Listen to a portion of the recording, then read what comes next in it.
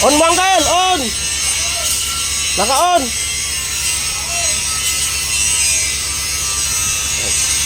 Wait lang. Okay, so check natin kung gumagana yung kanyang temperature sensor mga pre. So hindi kasi tumataas dun sa dashboard. Naka-on uncle. So ito is mainit na tubig. Ilulubog lang natin to. Oh!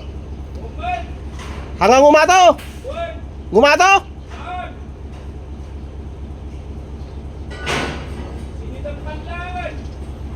Dapat at dalat ta rito kahit na basit lang. Dapat tataas pa rin yan mga pre. Awan! Wait lang ah. Awan pa eh.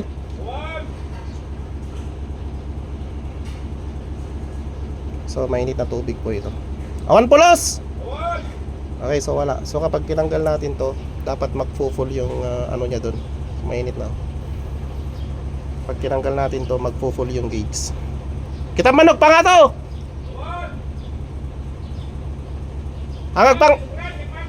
Agpa nga to! Okay, so goods nga ro. Deta ko deta panel. So suktan ta to yan. Sukatan ta ito eh. So confirm mga pre, papalitan natin to. Ayan. Agpagatang kakastuhin uncle. Nagda. Ayan. So sira ito. Na? Idabampe lang. So kapag wala to mga pre, yung sa gauge niya is tumataas. So ibig sabihin confirm sira to ang kanyang temperature sensor. Ayan na. Ne. Pagatang kan. Okay, so yan yung kanyang temperature kapag naka-off yung ating ignition. Wala siyang temperature sensor mga pre. Pag inon natin, magpo-pull yan. Ayan o, naka-pull siya. So ibig sabihin wala siyang na sense na temperature dun sa ating makina. So ayan, pag nakakabit po yun, nag-off po yan na.